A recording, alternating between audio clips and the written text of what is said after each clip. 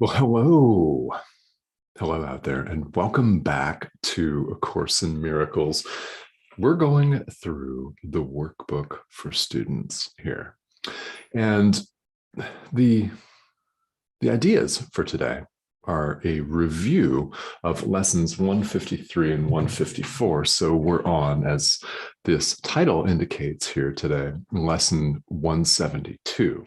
Now, you'll have noticed that there are a number of review periods strewn throughout the workbook for students. While there are 365 ideas, or what it calls and refers to as daily lessons, there are a number of periods of review in between.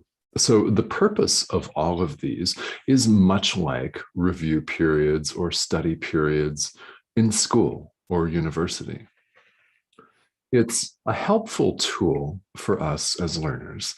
It's a helpful tool for us as students to have periods of time where we go back and revisit things that we've covered before.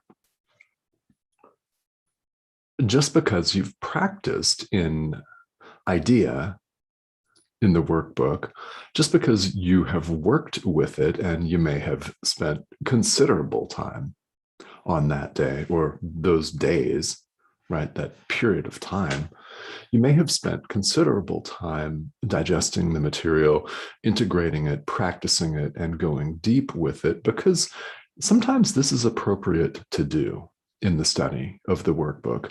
Sometimes it's appropriate to spend 2 or 3 or 4 days or more, if you want to, on a given lesson. If you feel called to do that, then by all means do it. Because it's not like in a spiritual self-study curriculum, you have to blast through, start on January 1st, 1 year, and end on December 31st, 365 days later, just for the sake of doing it. Then we live most of our lives that way sometimes in the world. We check off boxes and things become drudgery. Our jobs become drudgery. Sometimes our personal relationships become drudgery. Right? Sometimes our exercise, our health routines that are good for us become drudgery because we sometimes need to introduce a little variety in there. And I do want to say this at this point, because we're on lesson 172 here out of 365. If you're studying this and you feel, you discover that you're just doing this by rote and checking off the boxes. If you're feeling like, oh, well, this is the top of the hour. Oh, what the hell? I have to meditate. Yeah, if that's what you're feeling like, then it's good to observe that. And it's good to check our motivation for why we're showing up. It is, because on the path, those moments will happen, and they can be easily corrected, but first they must be identified. That's the kicker, isn't it? Is identifying it, becoming aware of it, and then formulating a decision in the present moment, as always, that's all there is, to do something differently. It's why review periods exist, and we don't just blast through the lessons. It's very important for us as learners, particularly in this human experience as adult learners, as all of you are, to see things in different ways. If you've ever been involved in adult education, then you'll know that as educators, we're invited and encouraged, and sometimes ordered, if we're being honest, to present material to people in multiple different ways. There are multiple learning styles and combinations of learning styles, and people resonate with different things. And if an idea that you've covered in the workbook didn't particularly hit home for you a couple of weeks ago or a month ago or whenever it was that you did it, when you revisit it, it may hit home and you may see things differently. This is the idea behind these review periods. And as you will have noticed, this is different from the previous review periods. guess what? The ones that follow this will be different from this one. So for the next several days here, what we're going to do is we're going to work with a central and fundamental idea that we sit quietly and contemplate, that we sit with before we talk about the first review idea. Then we sit with the main idea again, then the second review idea, and then at the end, we close our practice, however long that may be, with the review, with the main idea. It's a common thread, it's a theme in this review period. And that idea is God is but love, and therefore so am I. God is but love, and therefore so am I.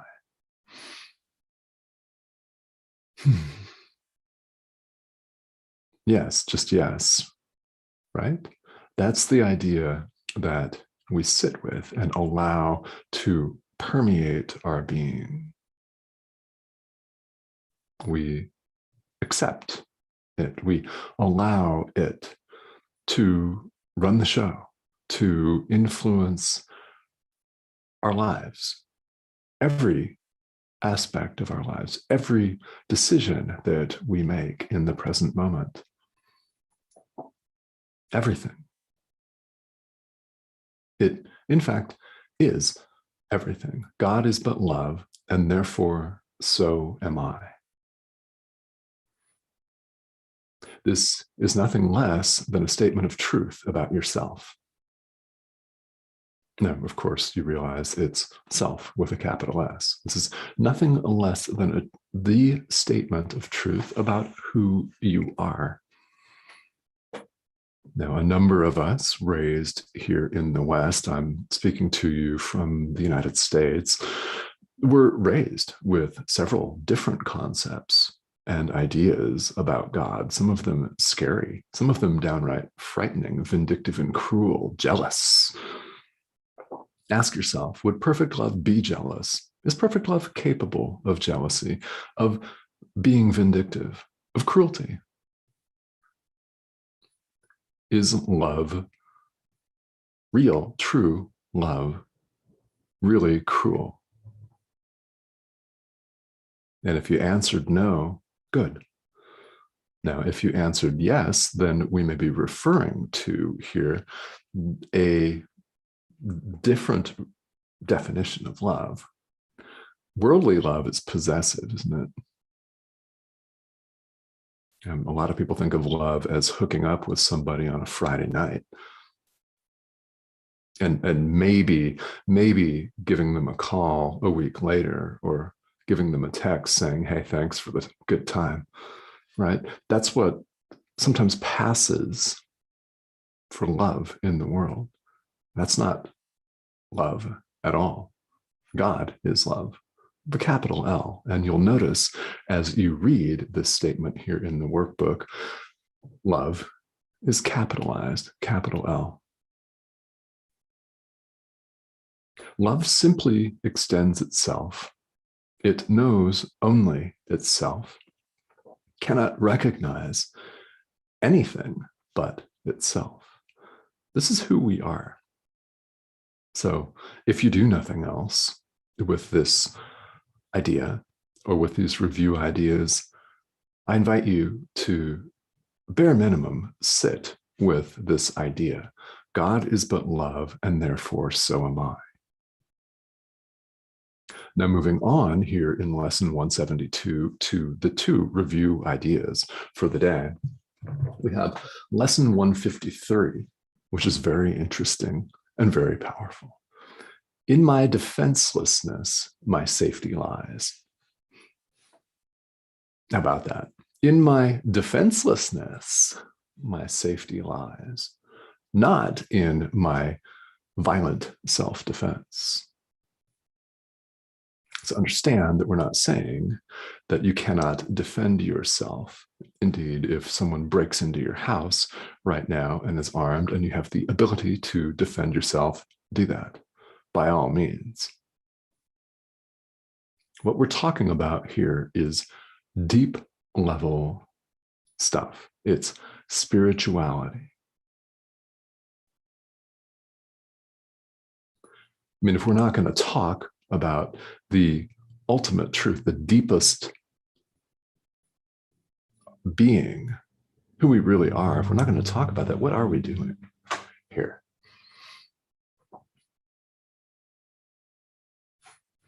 It's really, what are we doing here if we're not going to cut to the ultimate chase? It's why you're here. It's why you're watching this. It's why you're attracted to A Course in Miracles. Really, there are many reasons why, but deep down, each and every one of us that's watching this, that's involved with this curriculum, has heard the call. And guess what? You're answering it.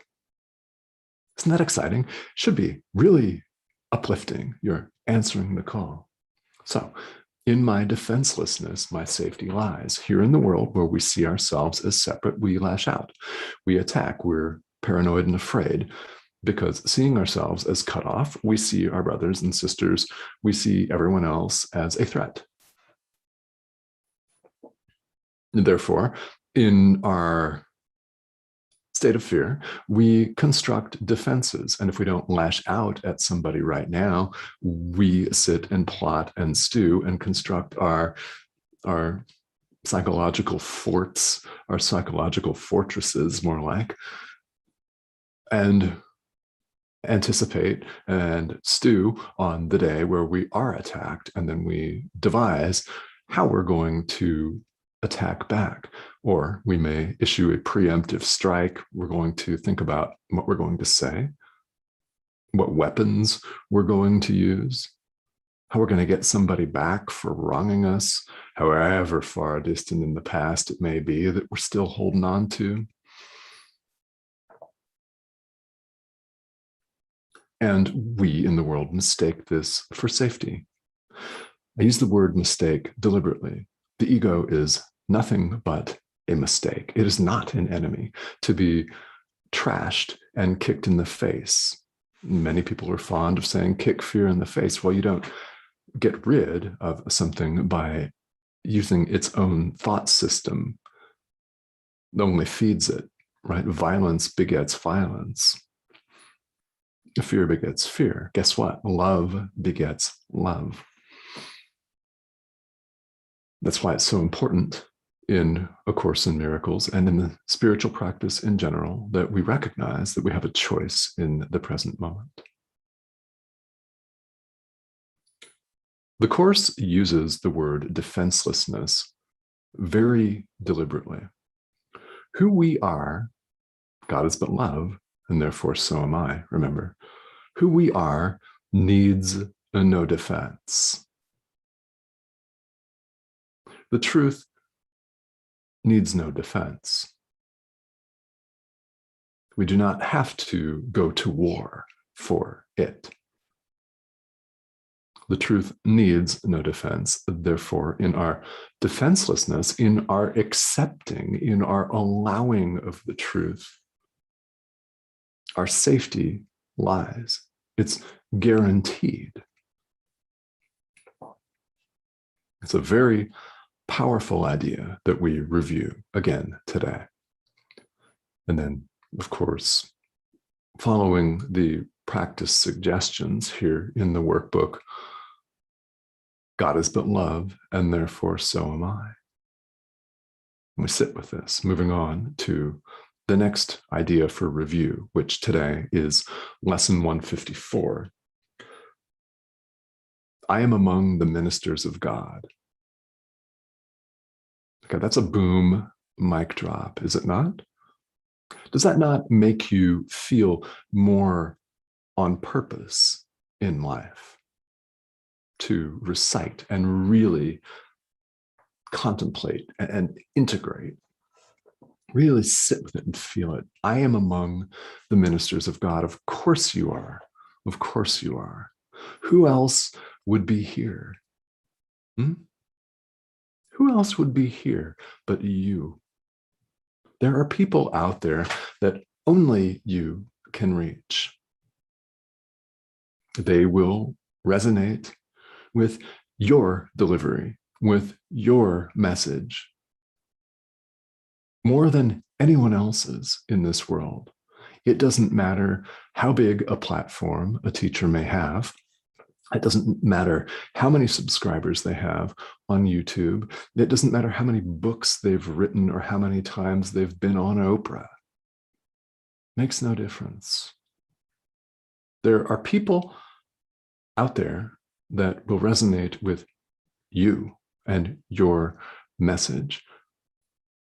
The Course assures us, and it's very, very true in practice, as soon as you answer the call, they'll start looking for you. You will find each other. You will find each other. Now, you don't have to hold yourself out, of course, as a minister or as a priest or an imam, rabbi, lama. You don't have to call yourself a spiritual teacher. You don't even have to use the word teacher at all. Each of us is here to awaken the love. That's what we're doing. We're awakening to love. This is the truth of who we are. Each of us is here to do that. And we reach out, we share our realizations. That's how we realize that all of this is true, by the way. We share it. In other words, we teach. You don't have to hold yourself out as a teacher, but every single one of us can and will extend love and forgiveness. It's teaching. When you show up from a standpoint of love, again, not worldly, exclusive, possessive, jealous love, but love with a capital L. When you show up as love, people will be drawn to you. They will recognize in you themselves. It's a two-way street. You recognize yourself in them by extending love. We then recognize that we not only have love, but that we are love. Each and every one of us, in our own way here in the world, is among the ministers of God. So it's very powerful to acknowledge, accept, and realize, I am among the ministers of God. And in following the practice suggestions for today, we close with the truth. God is but love, and therefore so am I. Thank you very much for joining me here today. And this is all about awakening to love, folks. It's all about awakening to the truth of who we really are. Quick reminder again, if you do nothing else today, sit with the idea, God is but love, and therefore so am I. Thank you so much for joining me.